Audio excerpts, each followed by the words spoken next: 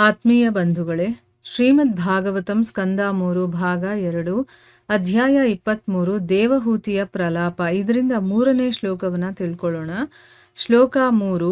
ವಿಸೃಜ್ಯ ಕಾಮಂ ದಂಭಂ ಚ ದ್ವೇಷಂ ಲೋಭಮಘಂ ಮದಂ ಅಪ್ರಮತ್ತೋದ್ಯತಾ ನಿತ್ಯಂ ತೇಜೀಯಾಂ ಸಮತೋಷಯತ್. ಅನುವಾದ: ಎಲ್ಲ ಬಗೆಯ ಕಾಮ, ಅಹಂಭಾವ, ಅಸೂಯೆ, ಲೋಭ, ಪಾಪಕಾರ್ಯಗಳು ಮತ್ತು ದಂಭವನ್ನು ತ್ಯಜಿಸಿ ತನ್ನ ತುಂಬ ಪ್ರಬಲವಾದ ಪತಿಯನ್ನು ಅವಳು ಸ್ವಸ್ಥ ಬುದ್ಧಿಯಿಂದ ಶ್ರದ್ಧಾಪೂರ್ವಕವಾಗಿ ಸಂತೋಷಪಡಿಸಿದಳು. ಇದು ಶ್ಲೋಕ ಮತ್ತು ಅದರ ಅನುವಾದ. ಈಗ ಭಾವಾರ್ಥದ ಮೂಲಕ ಇದರ ಅರ್ಥವನ್ನು ತಿಳ್ಕೊಳ್ಳೋದಕ್ಕೆ ಪ್ರಯತ್ನ ಮಾಡೋಣ. ಓದ ಭಾಗದಲ್ಲಿ ನಾವೇನು ತಿಳ್ಕೊಂಡ್ವಿ? ಮಹರ್ಷಿಗಳು ವಿದುರರಿಗೆ ಹೇಳ್ತಾರೆ, ದೇವಹೂತಿ ತನ್ನ ಪತಿಯನ್ನ ತುಂಬ ಆಪ್ತತೆಯಿಂದ, ತುಂಬ ಗೌರವದಿಂದ, ಇಂದ್ರಿಯ ಸಂಯಮದಿಂದ ಮತ್ತೆ ಪ್ರೀತಿ ಮತ್ತೆ ಮಧುರ ವಚನಗಳಿಂದ ಸೇವಿಸ್ತಾಳೆ ಅಂತಂದ್ಬಿಟ್ಟು. ಈಗ ಮುಂದುವರೆದು ಹೇಳ್ತಾರೆ, ಎಲ್ಲ ಬಗೆಯ ಕಾಮನೆಗಳಿರುತ್ತಲ್ಲ, ಅದು ಅಹಂಭಾವ, ನಾನು ನಂದು ಅನ್ನುವಂಥದ್ದು, ಆಮೇಲೆ ಅಸೂಯೆ, ಬೇರೆಯವರನ್ನ ನೋಡಿ ಹೊಟ್ಟೆ ಕಿಚ್ಚು ಪಟ್ಕೊಳ್ಳೋದು, ಲೋಭ, ತುಂಬ ಇದ್ಬೇಕು ಅದ್ಬೇಕು ಅನ್ನುವಂಥ ಆಸೆ ಆಕಾಂಕ್ಷೆಗಳು, ಮತ್ತೆ ಪಾಪ ಕೆಲಸಗಳು, ಮತ್ತೆ ದಂಭವನ್ನ, ಇದೆಲ್ಲವನ್ನೂ ಕೂಡ ತ್ಯಾಗ ಮಾಡಿರುವಂತಹ ತುಂಬ ಪ್ರಬಲವಾದ ಪತಿಯನ್ನ, ತುಂಬ ಶಕ್ತಿಶಾಲಿ ಅವನು. ನಾವೇನು ಅನ್ಕೊಳ್ತೀವಿ, ದೈಹಿಕವಾಗಿ ಬಲಶಾಲಿಯಾಗಿದ್ರೆ ಅವನನ್ನ ಶಕ್ತಿಶಾಲಿ ಅಂತ. ಅದಲ್ಲ, ಒಳಗಡೆಯಿಂದ ನಾನು ಈ ಒಂದು ರಾಕ್ಷಸೀಯ ಪ್ರವೃತ್ತಿಗಳೇನಿದೆಯೋ ಅದೆಲ್ಲವನ್ನ ಕಂಟ್ರೋಲ್ ಮಾಡಿ ಇಟ್ಕೊಂಡಿರ್ತೀನಲ್ಲ, ಅಂದರೆ ಅದನ್ನೆಲ್ಲ ಬಿಟ್ಟಿರುವಂಥದ್ದು ಅಥವಾ ನನ್ನ ಹಿಡಿತದಲ್ಲಿ ಇಟ್ಕೊಂಡಿರುವಂಥದ್ದು, ಆ ರೀತಿ ಶಕ್ತಿಶಾಲಿಯಾದಂತಹ ಪತಿಯನ್ನು ಅವಳು ತುಂಬಾ ಸ್ವಸ್ಥ ಬುದ್ಧಿಯಿಂದ, ಅಂದರೆ ಮನಸ್ಸಲ್ಲಿ ಒಂದು ನಿರ್ಮಲವಾಗಿರುವಂಥ ಬುದ್ಧಿ, ಅದು ಅದರಲ್ಲಿ ಕೆಟ್ಟದ್ದು ಅಥವಾ ಏನೂ ಇರಲಿಲ್ಲ, ಆ ರೀತಿಯ ಬುದ್ಧಿಯಿಂದ ಅವಳು ಶ್ರದ್ಧಾಪೂರ್ವಕವಾಗಿ ಅವನನ್ನು ಸಂತೋಷ ಪಡಿಸ್ತಾಳೆ ಅನ್ನೋದು ಇದರ ಅರ್ಥ. ಈಗ ಭಾವಾರ್ಥದಲ್ಲಿ ಗುರುಗಳು ಇದರ ಬಗ್ಗೆ ಏನು ಹೇಳಿದ್ದಾರೆ ಅಂತ ತಿಳ್ಕೊಳ್ಳೋಣ.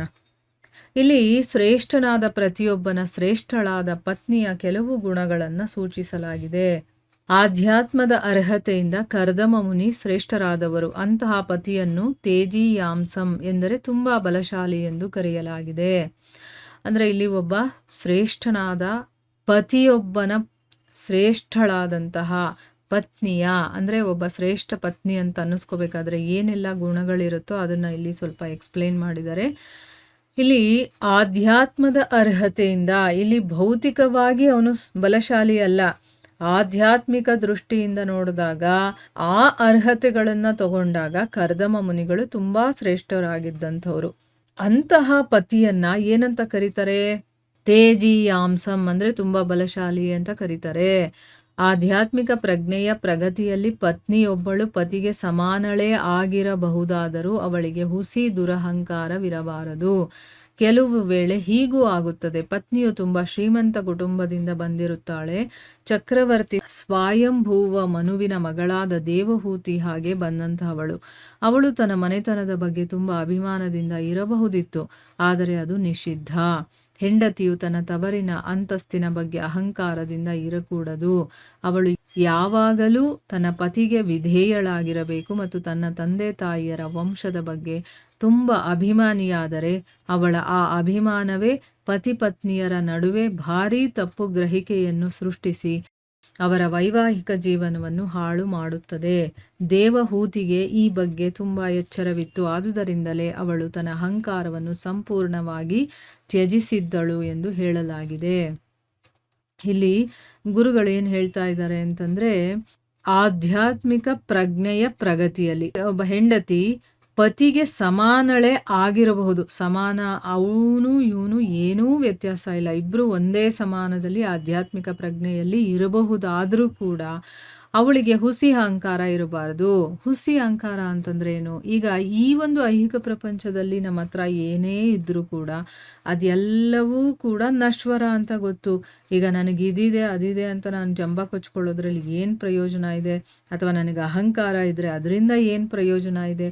ಅದೆಲ್ಲ ಗೊತ್ತಿರೋರು ಯಾವತ್ತೂ ಅಹಂಕಾರ ಪಡೋದೇ ಇಲ್ಲ. ಕೆಲವೊಂದು ಸರಿ ಏನಾಗುತ್ತೆ ಅಂತಂದರೆ, ಈಗ ಹೆಂಡತಿ ಆಗಿರುವಂಥವಳು ಶ್ರೀಮಂತ ಕುಟುಂಬದಿಂದ ಬಂದಿರ್ತಾಳೆ. ಈಗ ಇಲ್ಲೇ ನೋಡೋದಾದ್ರೆ ಇಲ್ಲಿ ಆ ಮುನಿಗಳು ತುಂಬಾನೇ ಸಾಧು ಅಂತಂದ್ರೇನು, ಅವ್ರ ಹತ್ರ ಏನೂ ಇಲ್ಲ. ಅಂದರೆ ಐಹಿಕವಾಗಿ ಏನೂ ಇಲ್ಲ ಅವ್ರ ಹತ್ರ. ಆಧ್ಯಾತ್ಮಿಕವಾಗಿ ಅವರು ಮುಂದುವರೆದು ತುಂಬ ಶ್ರೇಷ್ಠ ಒಂದು ಸ್ಥಿತಿಯಲ್ಲಿದ್ದಾರೆ. ಆದರೆ ಮನೆ, ಬಂಗ್ಲೆ ಈ ರೀತಿ ನೋಡಿದಾಗ ಅವರೇನು ಆ ರೀತಿ ಇರುವಂಥವ್ರಲ್ಲ. ಒಂದು ಗುಡಿಸಲು ಅಥವಾ ಒಂದು ಕುಟೀರವನ್ನು ಮಾಡಿಕೊಂಡು ಅದರಲ್ಲಿ ಇರುವಂಥವ್ರು.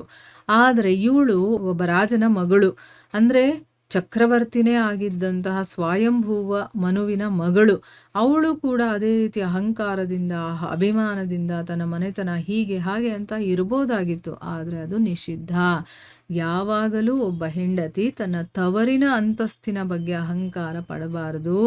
ಅದರ ಬಗ್ಗೆ ಅವಳು ಗಂಡನ ಮನೆಯಲ್ಲಿ ಮಾತು ಕೂಡ ಆಡಬಾರ್ದು. ಅವಳು ತನ್ನ ಪತಿಗೆ ವಿಧೇಯಳಾಗಿರಬೇಕು. ತನ್ನ ತಂದೆ ತಾಯಿಯರ ವಂಶದ ಬಗ್ಗೆ ಅಭಿಮಾನ ಅನ್ನೋದು ಬಂದು ಏನಾದರೂ ಅವಳು ಮಾತಾಡಿದ್ಲು ಅಂತಂದರೆ ಗಂಡ ಹೆಂಡತಿಯರ ನಡುವೆ ತುಂಬಾ ಪ್ರಾಬ್ಲಮ್ಸ್ ಕ್ರಿಯೇಟ್ ಆಗುತ್ತೆ. ಅದರಿಂದ ಏನಾಗುತ್ತೆ, ವೈವಾಹಿಕ ಜೀವನ ಹಾಳು ಮಾಡ್ಕೊಂಡು ಹಾಗಾಗುತ್ತೆ. ಹಾಳಾದರೆ ಆಯಿತು ಅಂತಾರೆ ಇವಾಗ, ಈಗಿನ ಕಾಲದಲ್ಲಿ ಅಲ್ವಾ. ಆದರೆ ಆ ಒಂದು ಸಮಯದಲ್ಲಿ ಆ ರೀತಿ ಯೋಚನೆ ಮಾಡ್ತಾ ಇರಲಿಲ್ಲ. ಒಂದು ಹೆಣ್ಣು ಮಗಳನ್ನ ಕೊಟ್ಟ ಮೇಲೆ ಅವಳನ್ನು ಅವ್ರ ಸ್ವತ್ತು ಅಂತ ಬಿಟ್ಬಿಡ್ತಾ ಇದ್ರು. ಅವರು ಒಂದು ಜೀವನದಲ್ಲಿ ಇವ್ರು ಎಂಟ್ರ್ ಆಗ್ತಾ ಇರಲಿಲ್ಲ. ಹೆಂಡತಿನೂ ಅಷ್ಟೇ, ಪತಿನೇ ನನಗೆ ಸರ್ವಸ್ವ ಅಂದ್ಕೊಂಡು ಅವಳು ಎಷ್ಟೇ ಅವಳು ಉನ್ನತ ಮಟ್ಟದಲ್ಲಿ ಇದ್ರೂ ಕೂಡ ಅವಳು ತಗ್ಗಿ ಬಗ್ಗಿ ನಡೆಯೋದು ಅದೆಲ್ಲ ಮಾಡ್ಕೊಂಡು ಹೋಗ್ತಾ ಇದ್ಲು. ಅದರಿಂದ ಏನಾಗ್ತಾ ಇತ್ತು, ದಾಂಪತ್ಯ ಅನ್ನೋದು ಚೆನ್ನಾಗಿ ನಡ್ಕೊಂಡು ಹೋಗ್ತಾ ಇತ್ತು. ಆದರೆ ಇವಾಗ ಏನಾಗುತ್ತೆ ಅಂದರೆ, ಈ ರೀತಿ ನಾವು ತವರು ಮನೆಯ ಬಗ್ಗೆ ಒಂದು ಹಿರಿಮೆಯಿಂದ ಹೇಳಿಕೊಂಡು ನನಗೇ ಒಂದು ಪ್ರತಿಷ್ಠೆ ಇರೋದು, ನನಗೆ ಒಂದು ಅಹಂಕಾರದಿಂದ ಮಾತಾಡಿದಾಗ ಏನಾಗುತ್ತೆ, ವೈವಾಹಿಕ ಜೀವನ ಹಾಳಾಗುತ್ತೆ. ಇದರ ಬಗ್ಗೆ ದೇವಹೂತಿಗೆ ತುಂಬ ಎಚ್ಚರ ಇತ್ತು. ಅದಕ್ಕೋಸ್ಕರನೇ ಅವಳು ತನ್ನ ಅಹಂಕಾರವನ್ನು ಕಂಪ್ಲೀಟಾಗಿ ತ್ಯಾಗ ಮಾಡಿದ್ಲು. ಇದರಿಂದ ನಮಗೆ ಒಳ್ಳೆಯದಲ್ವಾ. ಒಂದು ಅಹಂಕಾರ ಅನ್ನೋದು ನಮ್ಮನ್ನು ನಾವು ಬೆಳೆಸ್ತಾ ಹೋದಷ್ಟು ಅದು ಜಾಸ್ತಿ ಆಗುತ್ತೆ.